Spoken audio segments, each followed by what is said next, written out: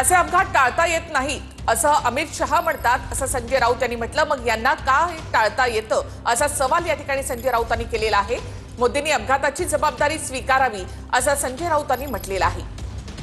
तर मोठे अपघात होऊन सुद्धा सरकारच्या तोंडावर दुःखाची रेषा दिसत नाही असं संजय राऊत म्हणाले।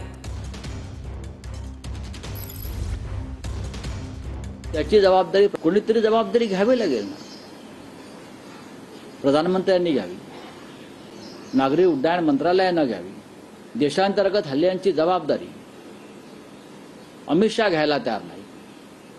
ऑपरेशन सिंदूर प्रेसिडेंट ट्रम्पने हस्तक्षेप करून थांबवलं, त्याची जबाबदारी प्रधानमंत्री घ्यायला तयार नाहीत। मग राज्य कसलं करताय तुम्ही? तुमच्यावर कोणती जबाबदारी नाही आणि तुम्ही मौज करताय सत्तेची। इथे देवेंद्र फडणवीस आणि तिकडे मोदी। जनता तुम्हाला सरेंडर आहे, बिचारी मरते आहे। 30 सेकंदामध्ये विमान कोसळतंय, याचा अर्थ ते विमान उड्डाणासाठी तंत्रज्ञानी त्याला ओके केलेलं आहे।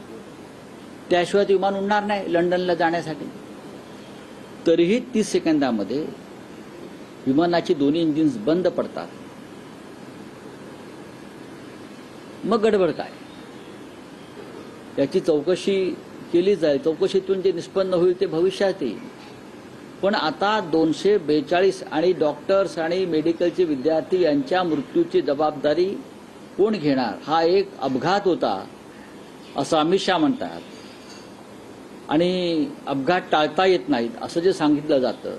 तुम्हाला अपघात टाळता येत नाही आणि पहलगावचा हल्ला सुद्धा टाळता येत नाही, मग तुम्ही सत्तेवरती कशा करताय? जागेवर जाताय, शूटिंग करताय, त्याचे चित्रण करताय। माणसं मेली आहेत, त्या राखेवर तुम्ही पाय ठेवून चित्रण करता। या देशाचं दुर्दैव आहे की इतक्या अशा प्रकारचं एक उत्सवी राजाचं सरकार या देशामध्ये आलेलं आहे।